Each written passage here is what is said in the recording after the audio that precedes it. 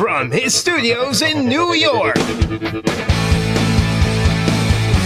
It's time for Wake Up Call with Dan Tortora, where sports meets life.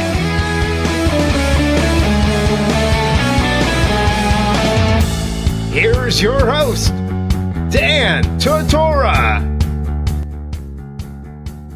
Welcome here to Wake Up Call with Dan Tortora on wakeupcalldt.com, your one-stop sports shop, and on mixlr.com/wakeupcalldt. Proud to be here with you every Monday through Friday from 9 a.m. to 11 a.m. Eastern Time, and we appreciate you being a part of the broadcast here on Wake Up Call with Dan Tortora. So hope you're doing well, hope you're enjoying life and having yourself a good time here and making the most of it. Hope you had a great weekend and hope that everything went well for you this weekend, that you had some fun, got to hang out with the family or some friends, do something good for yourself. Hopefully you're having yourself a tremendous morning this morning, and I hope nothing but the best for you this week. So hopefully all is well and all is good in your neck of the woods, and we thank you so much for tuning in to the broadcast and being a part of Wake Up Call with Dan Tortora here on wakeupcalldt.com, your one-stop sports shop, and on mixlr.com/wakeupcalldt. Always appreciate having you here on the show. This morning we're going to get into a ton of stuff in the football world and have some fun with it. We're going to have a lot of great conversation this morning, filled with some, with a tremendous person that'll be on the show with us in just a little bit, a very good friend of mine. So he'll be joining the broadcast in just a few moments. Very excited to have him onto the show. So we'll get to that in just a second here on Wake Up Call with Dan Tortora. And we're also going on to Facebook Live this morning. So thank you so much for being a part of the show, and we want to thank Charney's Menswear and Tuxedos, where we officially do our show inside of the Charney's Menswear and Tuxedo studios every Monday through Friday from 9 a.m. to 11 a.m. Eastern Time. You can find Charney's on 3150 Erie Boulevard East in Syracuse, New York, and definitely centrally located to so many different places, so definitely make sure you go out and see that. And we have Rob Drummond that'll be on the line with us momentarily, so we thank you for being a part of the show today, and once again, hope you had a great weekend and got to spend some time with some good people. Surround yourself with the good folks. Life is way too short to surround yourself with anything that is not good and wholesome and positive, and you got to live life to the fullest. So with that being said, the first hour of today's show is going to be spent on Syracuse football, and I'm very excited to have Rob Drummond on the broadcast. So Rob will be coming up, like I said, in just a moment here to speak with us on Syracuse's football team, as he is an alum of the late 80s football team and the undefeated team that was in a great piece of our history back in 1987, and last time that Syracuse went undefeated. So a great opportunity for Rob and for that entire team to be able to celebrate that, and we celebrate them every single year. On this show, we celebrate them, and we hope that you do too. So without further ado, let's bring him on to the broadcast here, as we are here with Wake Up Call with Dan Tortora on Facebook Live, facebook.com/livenowdt, as well as on mixlr.com/wakeupcalldt. Rob Drummond is with us. Mr. Drummond, how we doing? Yeah, how's it going, man?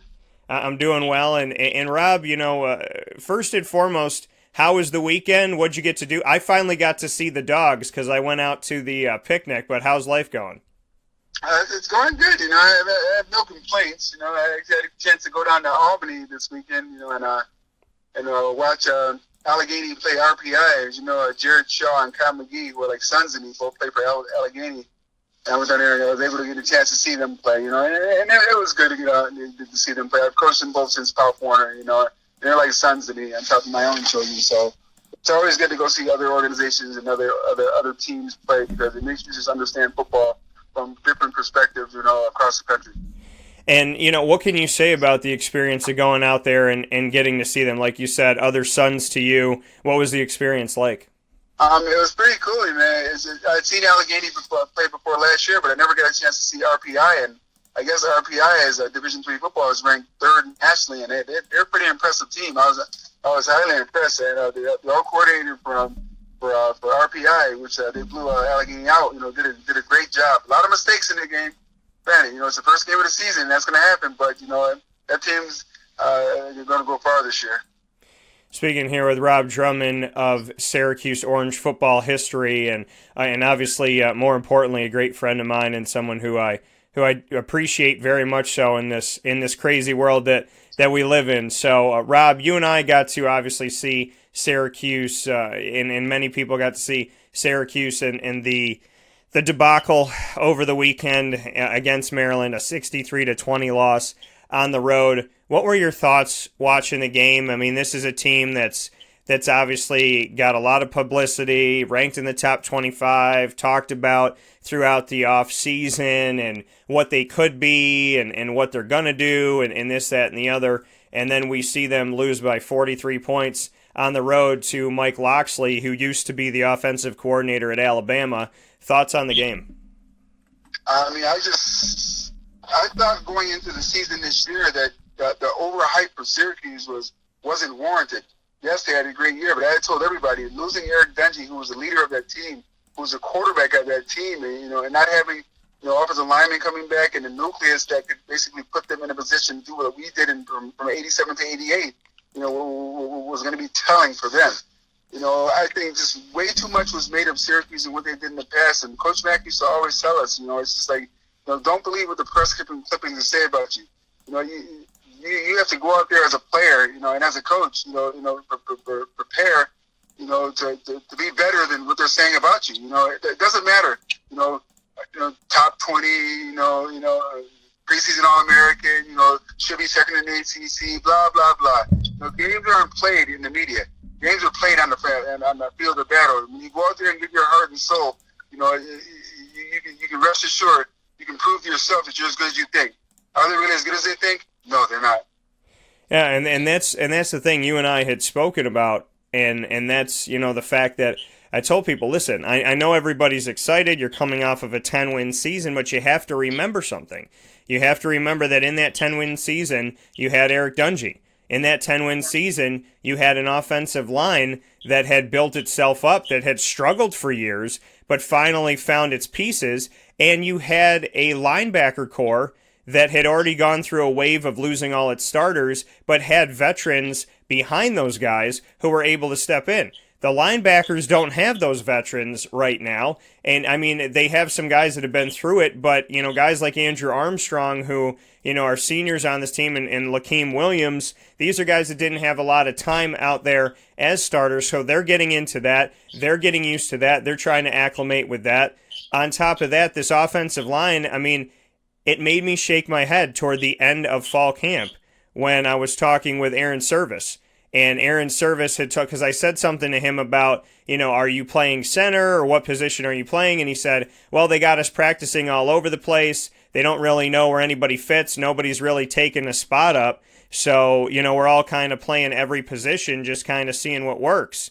And he said that to me right before the season started. And now that we're 2 games in, they've already shifted people around, Sam Heckel, Aaron Service, Ryan Alexander. So we're seeing an offensive line that went into the season seemingly not knowing who was best where, and they're still trying to figure out, while we're in season, where everybody fits. And I think that that's going to be a big issue on the team.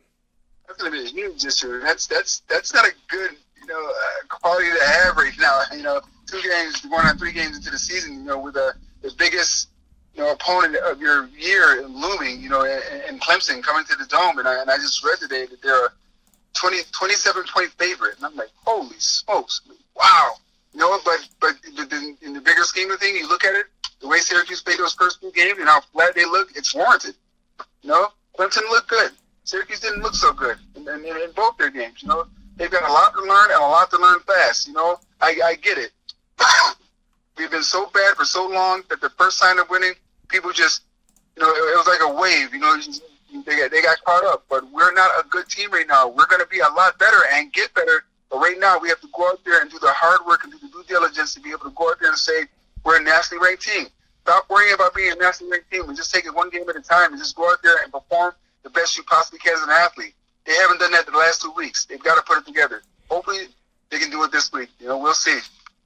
And, that's the thing. And as you see us here in the Charney's Menswear and Tuxedo Studios and listen on mixlr.com/wakeupcalldt while you're watching on Facebook Live, facebook.com/live now DT, we have our topic segment here, a topic column, our What's Poppin', proudly brought to you by Ma and Pa's Kettle Corn. So we have Rob Drummond that we're talking to now. We'll get into our show. You see that Wake Up Call logo with the Wildcat. And in the second hour of the show, we'll get into the NFL and week one. So, Rob, as we continue with this, that's the part that kind of shocked me. And like you said, the city feels winning for the first time in seemingly forever. And so you just kind of jump on it and you say to yourself, okay, well, now we're going to win every game because we're going to do this. And, it's going to take time. Tommy DeVito, this is his first time starting as the outright guy. It's not his first time starting knowing that Eric Dungey's just injured and he's going to come back. So Tommy DeVito's trying to find his legs. This offensive line has to protect him. And on top of all of that, we're sitting in a position right now where, like I said, the linebacker core, the offensive line, and the quarterback situation are all question marks going into the season. Fans see 10 wins and they go, well, we're going to get at least 10 this season. But there's change. There's ebb and flow. There's things that happen. And so, with that being said, we've spoken about this offensive line and the fact that they still really seemingly don't know who fits best where. What are your thoughts on Tommy DeVito? Because this man's going to catch a lot of slack. Or a lot of flack for this. He's going to be put on the hot seat. For whatever reason, it always falls on the shoulders of the head coach and the quarterback. So what are your thoughts on Tommy DeVito? Because he's hearing it from the fans right now, and 2 weeks ago, everybody thought he was a god. So what are your thoughts? I mean, very, very talented young man, but he's got a lot to learn. Unfortunately for quarterbacks, there's a reason why quarterbacks are the highest paid, in the NFL, and the highest, positions, or the highest sports you can possibly play for the game of football.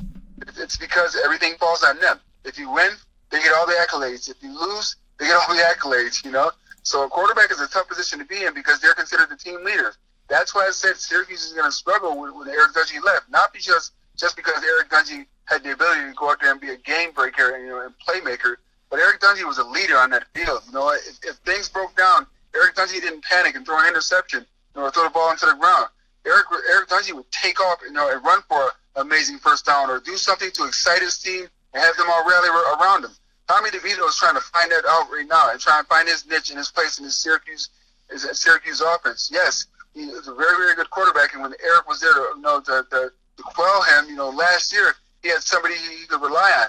Now all the onus is completely fell on him. He's the number one guy, and that's a lot of pressure on a young man.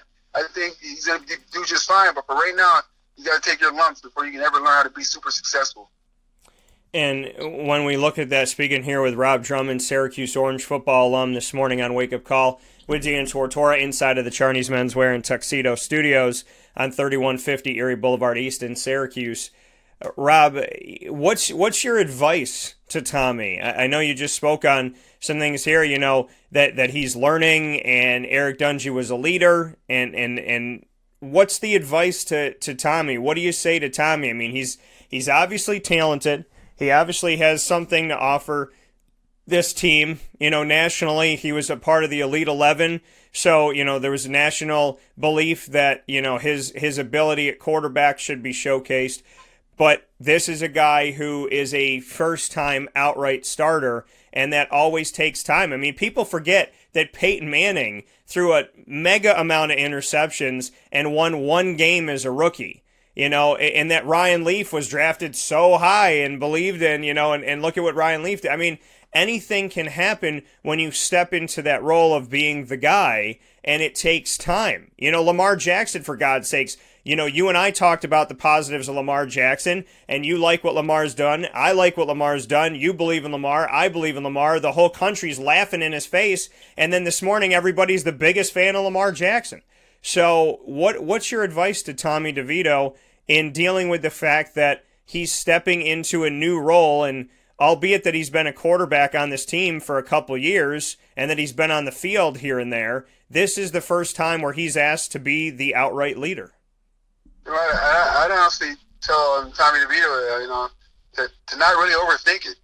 Stop worrying about what they write about you in the paper. Stop worrying about what the fans are saying about you. All you have to do is just, and it's not cockiness or conceitedness. Just go every morning you wake up, take a look in the mirror, and be proud of that person you are. Be proud of that person that played top order in football, and understand why you played the game. There's several reasons you can play the game of football. If the love of the game is not one, you're never going to be successful, because you're always fighting to try and accomplish something else that appeases others. As long as you appease yourself, and as long as you go out there and do your best, the rest will take care of itself. Tommy DeVito just needs to go out there and just be a natural leader. Stop forcing things. Stop trying to do things, to get cheers and to get people to like you. You're not going to get everybody to like you. Even here at Syracuse, as much as I did for this university, as hard as I tried and as hard as I worked, there are some people who just didn't like my game. Would have rather seen Michael Owens in there. I get that. I understand that. I can't help that. All I could ever do was take care of myself and take care of what I did within the realm of being able to play within my teammates. I never worried about what happened. If I made a mistake, I'm a human being. I can correct it. Everything Tommy DeVito did in the last 2 games can be corrected. They're just mistakes. No one's perfect. Only God's perfect. So just go out there, correct your mistakes, try and limit them. Stop trying to be a superstar. Just go out there and be a star within your own right. When you watch him play, Rob, do you feel, obviously we're not inside of his brain, but do you get a sense of, since you played the sport and you've been there and done that, do you feel that maybe the way he's playing, maybe he's forcing, maybe he's trying so hard to live up to what Eric was, or trying to, live up to what people are saying about him? Do you see him forcing it out there, almost trying to make it happen instead of just playing fluidly? 1,000%. He's forcing right now, and he doesn't have to. He's a very, very talented young man. Right now, he's trying to take his ability to the game instead of letting the game come to him. Just stay relaxed. Coach Mack would always teach us, if you get into the point where you start getting nervous and you start getting unsure of what you do or what you're doing, go back to basics. Tommy DeVito, just dump it off to the backside of the backfield, these little quick snap routes, run it to the running back, just get in the habit of doing things that you're comfortable with. Eventually, it'll start to open up, and the things that you've done last year, the things that made you successful, the things that you did when Eric Dungy was here, when you had that security blanket, you don't have to worry about it anymore, because it'll be more natural to you now. Once he gets relaxed, he'll be fine. A very, very talented young quarterback. As you said, he was an elite 11 or elite quarterbacks in the country for a reason. Just go out there, and you don't have to play like it, but just in your mind, tell yourself, just be as good as you want to be, and stop worrying about all the extracurricular activities going around. Yeah. Again, don't read the paper, don't read the news, don't read SportsWire and things of that nature, because people can be cruel, but they have no idea what you're going through right now. You're the starting quarterback for the Syracuse University of Orangeman. No one else is. Right, and that's the thing, is that, him obviously taking on this role, there's a lot of people that are going to try and tell him what to do and how to do it, and you got to shut out that noise and obviously have to, be smart about your game and focus in. And a lot of fans were hoping that there was going to be a trip for College game day. When the season started, I looked at 4 games in week 3. Florida at Kentucky, Pitt at Penn State, Iowa at Iowa State, and Clemson at Syracuse. Now, the last time that Clemson came to Syracuse, they were undefeated. They were they were a reigning national champion. They were untouched. Only Alabama had kind of, made the king bleed, so to speak. And Syracuse was able to get that win. So 2 years later, it makes sense. The game's a nighttime game. It makes sense to put them out there and put them on game day, because that seemed to be the most appealing game. But after Syracuse's 43-point loss on the road to an unranked Maryland team that has not proven itself in recent years, you open up the door to Pitt, Penn State, Florida, Kentucky, Iowa State. They're going to Iowa State for this game, and they're going to the rivalry game, Iowa at Iowa State. What are your thoughts on College game day? Obviously, switching gears, and if Syracuse was thought about, not so much anymore, they're going to the Iowa in-state rivalry game. But in retrospect, honestly, do you blame them? Not after this week, no. No, you can't. How can you have a nationally televised game, in College game day, which is the most watched, most watched college, sporting event on college on Saturdays, the rivalries and the camaraderie, the whole football aspect of it, the analysts sitting there, the people who be out in the quad, things of that nature, and you're a 27-point underdog. You can't blame college game day if you're a sports fan. The one thing I do in sports, and I don't care who it is, I love Syracuse University football. I love Syracuse University basketball. I love the Philadelphia Eagles. But you know what? I'm not such a fan where I don't sit here and tell the truth about what I feel as far as sports. They don't deserve to be in College game day after not just the last performance, but the last 2 weeks of performance. They have not played up to the expectations that everyone built them going into this year. That's why I always say, don't believe the hype. Go out there and prove to people, and prove to yourself you're as good as you think. They haven't proven that right yet. And until they've proven that, say, you know what, you don't have a chance to play in the center stage.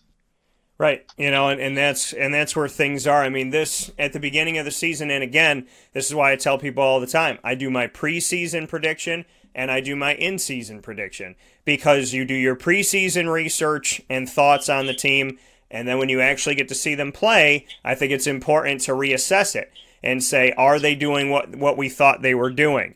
And so, that's obviously something that, is important to look at here, is what Syracuse could be and what Syracuse is right now. The thing that's really sad, that frustrates me, Rob, is that, you're from here, I'm from here, and there's over 9,000 new season ticket holders this year. We got a sellout crowd for Clemson at Syracuse.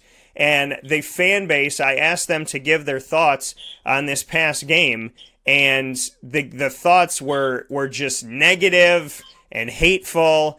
And I can sense the fan base that if they lose at Clemson, I can sense this so-called fan base just start to shift into, when's basketball season? Let's talk about Jim Boeheim. I think I'm a Clemson fan now. I mean, what are your thoughts on the fact that, this shift is already seeming to happen? Everybody was so excited. Everybody was sold on the season. All these season tickets, keep Dino Babers forever, pay him whatever you need to pay him. And now I'm sitting here looking at a bunch of comments that don't seem very kind. Does it really surprise you? How many of them have ever played a college down of any sport before in their lives? So they have no idea. So as a former player, I can honestly say, it's like you said, it is what it is. I don't play for fans. I never did play for fans. It was nice to have the love of my city, to have my back when we did well and things of that nature. But I played for me. I played for my teammates. I played for the guys who are out there, 6, 7, 8 hours a day, practicing, going through the injuries, going through the meetings, going through the workouts, doing everything we had to do. Where a lot of these fair weather fans just sit up there, and drink beer, just sit in their house and never have to put that work in. If you don't put that work in, you have no idea how much it hurts when you're not successful. But you know what? You never give up. You keep trying. These young men right now are out there busting their behinds every single day. They've been in training camp since the first weeks of August, working their behinds to get to this point. Are they doing well? No. Do they have a lot to learn? Yes. Are they a younger team just trying to find their identity and find themselves? Yes. But you know what? They're crying. So, like I said, I don't care if they went 0-14 5 years in a row. I'm still going to love and support my Syracuse University football team, because at the end of the day, they will get better. At the end of the day, Syracuse was bad before I got there. We did get better, and we got a lot better. Then all those fans came back and cheered. But as I said before, those are fair weather fans. Those are the kind of fans, as players, you really don't want. Because you can't be there when everything's going great. Then expect, just a veil on them when everything's going bad. That's like a marriage. What type of person does that? And those are the people you really don't want around you, and those are the people I tend to keep myself away from. And you can tell who your real fans are. You really, the ones who are there when everything's not going bad, those are the ones you want to keep around, because once it starts getting good, those are the ones you reward. The year we went undefeated, we weren't on national television until the last Missouri game. And Coach Mack told us, you know what? If you guys beat Missouri, you'll be 5-0. You'll have a national television audience. You'll be playing the former national champions, Penn State, and at the Carrier Dome. We went out there and took care of our business. And what happened? The rest is history. We went out there. We beat Penn State 48, whatever we beat them by. And it was a story that legends and dreams are made of. You know what? But we had to take care of business as players, and we learned from that. Syracuse will get good again. They will get a lot better. Right now, they're just taking their lumps, and they're going to have to learn how to deal with this adversity, get through it, and find a way to go out there, preserve a season, and win. That coming from Rob Drummond, Syracuse Orange football alum, saying they're learning, they're growing, they will find a way. We're inside of the Charney's Menswear and Tuxedo Studios here on 3150 Erie Boulevard East in Syracuse, New York. Rob, for you, because you've been through all this, because you've seen all this, like you said, you don't do it for the fans, and I thought about that, I thought about that being in the show, and I'm like, I don't write my show for the fans. I write my show for me, because I don't know what these people, I don't know what people are thinking. I don't know what they want. And the thing about the populace is it's fickle. Sometimes, and one of the most fickle things that I can mention, and you could probably get a laugh out of this because you and I kind of know this is true, is like most people that have read up about, I shouldn't say most people, but people that read up about Chris Brown and what he does outside of music are like, wow, he's a scumbag. But then a song comes on by Chris Brown and everybody in the club's dancing. So it's like, it's that fair weather back and forth of the, maybe it is, maybe it's not. But the reality of it all is Syracuse football players have played in front of 17,000 people in recent history, 30,000 people in recent history, gone on the road and played up against sellout crowds in other places. But, that's the reality, is that you can say whatever it is, but I've been in the Dome. You've been in the Dome. We know when there's 10,000 people there. We know when, 90% of people have left by the start of the fourth quarter. So where it stands is fans got to show up and they got to support this team. This is a team of change. And as much as you ride a high and say, okay, they won, this isn't the Golden State Warriors. And again, even with Golden State, they don't have Kevin Durant anymore. But it's that thought of just because they did. Like the Raptors just won an NBA Finals championship.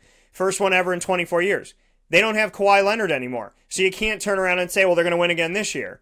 And for Syracuse, they had Eric Dungy. They had an offensive line that took forever to build. They had veterans. They had Zaire Franklin, they had Paris Bennett, they had Jonathan Thomas, who had started forever together in the linebacker core. Then those guys go, and Ryan Guthrie's there, and Kylan Whitner comes over, and they'd been in the program for a while. So now it's about who's the next man up. It's going to take time on the offensive line. It's going to take time at linebacker. But the problem offensively is that because it takes time on the offensive line and because it takes time at quarterback, you have two positions that directly affect each other that are not in sync yet, and they're not fully there yet. And it just so happens that your week 3 matchup is your juggernaut. So here's Syracuse having to play Clemson, the reigning national champion, the number 1 team in the nation in many people's eyes, whether they're ranked there or not ranked there or whatever it may be. That's the thought process because they spanked Alabama last year. So the reality of it all is Clemson's coming in at a time where Syracuse still seems like they need 20 more practices, and that's going to be an issue. That's going to be a major issue. But as I said before, not one fan has ever, made a block, scored a touchdown, caught a pass, down and played on the football field. So to sit there and pass judgment on young men who are trying, giving their heart and soul, was coming up short. And I can just speak for myself. I laugh at. That's why I never played the game for the fans. I played the game for my family. I played the game for my friends, who even when I had bad games would still cheer me on because they know the heart and soul I gave into the game. You have no idea what goes on in the mind of those young men when they're out there trying their best. And sometimes, granted, I was never booed in the Dome. I never really was talked or said anything bad about because I had a successful career. But that's besides the point. It doesn't matter. They're still my brothers in arms. They're still my family when they're on their football field because no one steps onto a field, to lose a football game. No one steps onto a field to not give 110%. And to not hear, the support, the people you expect to hear support from, that's sad. That's a shame. Even during the Greg Robinson eras, I say, I still cheered on my Orange men to do the best that they can. I cheer the players to do the best that they can also. I'm a true diehard Orange fan, and I always support my Orange, regardless of whether they win or lose. And to see people just bow down on them, this lets me know that there's some people out there that have never had success in their life athletically because they have no idea what it takes to be a successful athlete. No, and the thing that people forget too, Rob, is it's one thing to be successful. It's another thing to stay successful. People think, well, I'm just going to work really, really hard, and then I'm going to get to the top of that mountain. But, Rob, did everybody forget the fact that once you get to the top of the mountain, There's no helicopter. You still have to climb back down to your car. So, once you reach the precipice, once you reach your goals, once you reach that success you want, it's about sustaining it. You still have to work every single day after you get what you want to get. You go 10-3, Dino's got to go to work the next day. I have a great show. I got to go to work the next day. You train a stellar athlete who gets a D1 offer. You got to go train somebody else the next day. But it's hard to explain to people who just sit on the couch, drink a beer, eat chicken wings, and never understand that aspect of the game. Their big thing is I can cheer when they do good. I can boo when they do bad. Yay, it's over for me. And that's it's sad, pathetic, but oh well. It is the way the world is. And that's the hard part to really look at with all this. But I do want to switch gears for a second. I want to speak with you on somebody that I've had some thoughts on and some opinions because of, we talk about the fans, but now, I think it's important to talk about the youth and to talk about the representation that's out there. So Antonio Brown, you and I have spoken about. Now, you're a proponent for players going out and getting their due, making their money. I want to see guys be successful within reason. I don't want the team to suffer, but I want them to be okay. Antonio Brown does not play a single down for the Oakland Raiders, and I did my checklist. I said I'm completely baffled by the Antonio Brown situation. Acts like a child? Check. Put I before team? Check. Be non-committal? Check. Give mixed messages? Check. And then get to be on the best team in the nation. And my response to this was, what a way to not teach the world a positive lesson here. What are your thoughts on Antonio Brown, where we were wondering, was it the Steelers? Was it Tomlin? Was it Ben Roethlisberger? Or was it Antonio Brown? He goes to Oakland, does everything he does. So we're like, okay, it really was Antonio. He really is a head case. And then he gets rewarded with a $15 million one-year deal to go be a New England Patriot. How do you respond to this as a guy who fought his behind off to play a team sport in the NFL? But how is losing $15 million a reward? That's right. I mean, that's like he had $30 million guaranteed that the Raiders rescinded when they cut and released him. And then he signs a $9 million, signing bonus, $1 million bonus for making the team, and a $5 million salary. How is that? And then this $30 million was guaranteed. So you basically just gave up $30 million to go possibly have a chance to win a Super Bowl, which you'll get $150,000. So $150,000 plus, compared to $15 million, that's not winning. And you didn't make yourself, any more likable by what you said. The bigoted thing you said as you left the office. And they have they have it on tape. It's like, come on, young man, grow up. He's a type of player. That's why the reason I retired from the game. Self-absorbing, care about themselves. It's all about them. At some point, if you didn't want to be in the Raiders, just go out there and play your behind off. You have 30 million reasons, to want to set your not just yourself but your family up generationally. Yeah. I mean, as a black man in this country, who not to get political or anything, but who can sit here and talk about slavery from what I read and things of that nature, where black people weren't allowed to be able to have themselves in business and school and that thing to set their families up generationally for years to come.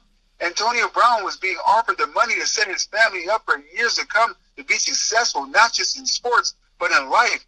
But you throw it all away because what do you care about? Me. I have no respect for an athlete like that. Will he win a Super Bowl with the Patriots this year? Yeah, maybe.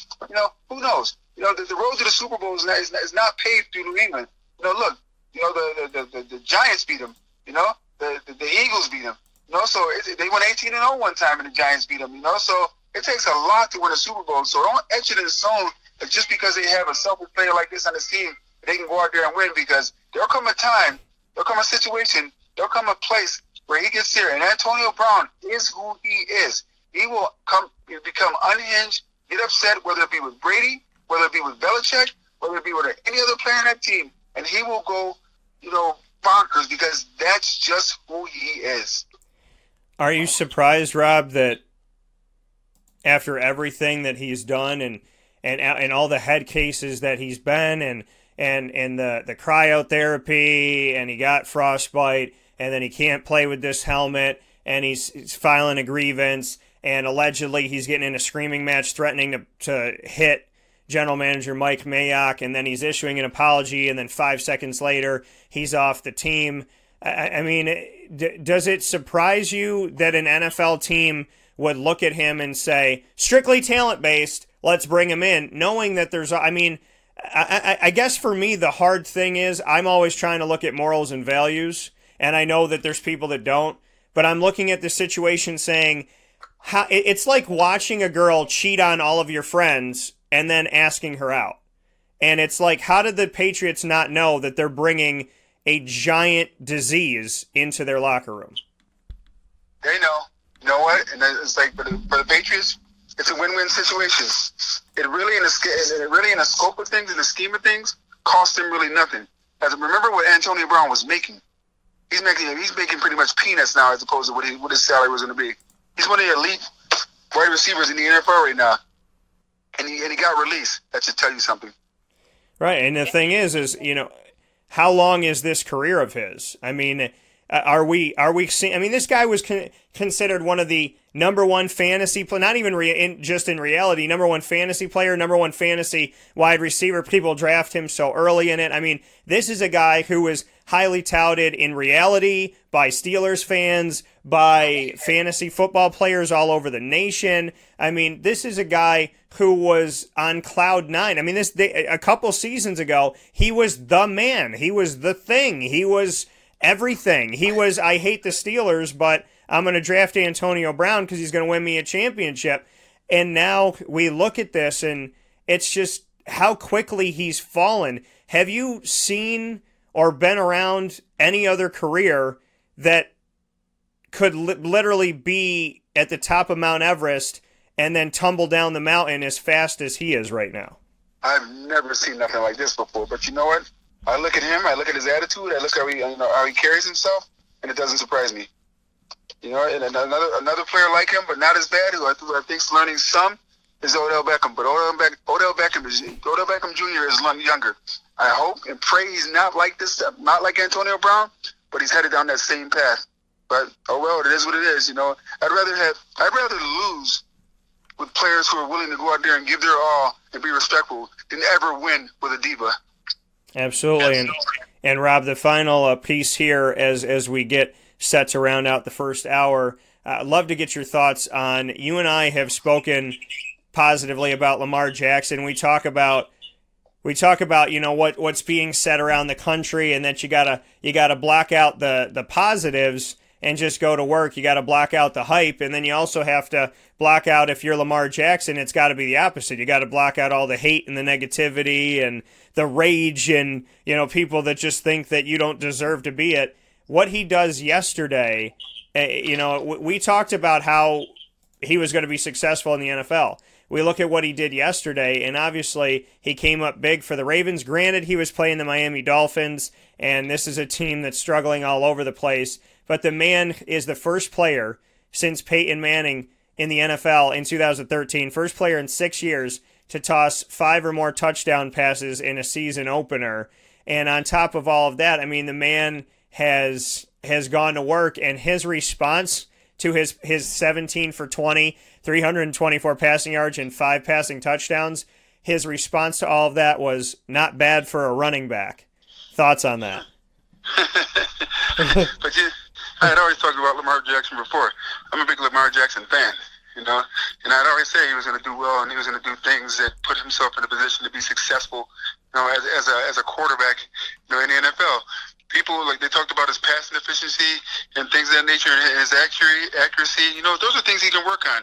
What you can't judge someone is you look at their heart. I never saw Lamar Jackson give up. I never saw Lamar Jackson not try and get better. You always saw him try and exit on and try and work to be a better athlete. And those right there are the things that tell me is going to make someone be not just a good football player, but a good person.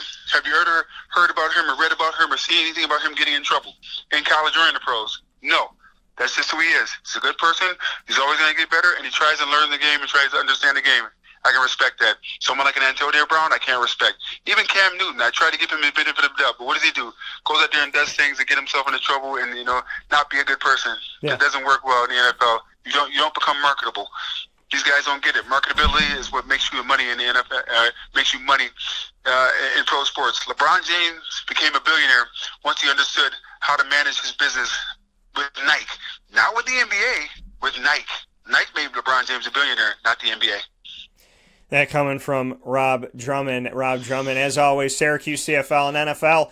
Talking on Syracuse, Rob and I are going to be out at the Wildcat Sports Pub. We have a 6-game series. There's 6 home games this season, which means you will see us at the Wildcat Sports Pub for all 6 of them. September 14th, September 21st, September 28th, October 18th, which is a Friday, November 2nd, and November 30th. We will be there before the Clemson game. The game is at 7:30. Rob and I will be at the Wildcat on 3680 Milton Avenue in Camillus, New York on Saturday, September 14th, this Saturday at 5 p.m., almost 3 hours before kickoff. 5 p.m., come out and see us, grab a drink, something to eat, those Wildcat wings, and then head off to the Carrier Dome or stay there and watch the game. Rob, what are you excited about knowing that we're going to be at the Wildcat up on the main stage doing our thing once again? I'm excited that the Eagles won. Because I wasn't so happy in the first quarter. I love how that's your response to us pre-gaming Syracuse. Oh, don't get me wrong. I love my Orange, but I'm upset that they lost. But I'm happy my Eagles won. Yeah. So Andre Fontenette wanted to say, "What's up, Drum?" He wanted to make sure he said hello. What's going on, Andre? Oh, my God. So come out and see us this weekend. So as we're pre-gaming Syracuse, you can come give Rob a hug for his team winning week 1. Congratulations on your Eagles, Rob. Oh, no, I mean, it's just one game does not make a season. I understand that. But, I know. It's just always, I told people, I mean, I understand the game of football more so than people could ever imagine. And I understand what Carson Wentz went through last year. It takes at least 2 years for somebody coming off a major knee injury, to finally feel like themselves. Carson Wentz didn't feel himself last year. This year he's more relaxed, he's more calm. He's had a year of his knee being strong. He realized this year that it's not going to happen again because he had to go through a year of realizing that it's not going to happen. It's psychological, and he'll be fine this year. Plus the simple fact that he rejuvenated Deshaun Jackson, so it's going to be interesting. Yeah, it's definitely going to be interesting, and I'm happy that Deshaun is back. And so this may be one of my favorite things ever. Hey, Rob, what do you think about that upcoming pregame we're going to do? I'm happy my Eagles won. I won't be in a bad mood. So with that being said, and he'll probably be wearing the Eagles beanie like he always does. So, oh yeah. So with that being said, Rob, go do your thing. Go continue to mold young minds in a positive way in our community, and I look forward to talking with you soon. All right, Dan. All right, take care. All right, bro. See you. That coming from Rob Drummond once again, man. I love that guy. So with that being, that's one of my brothers.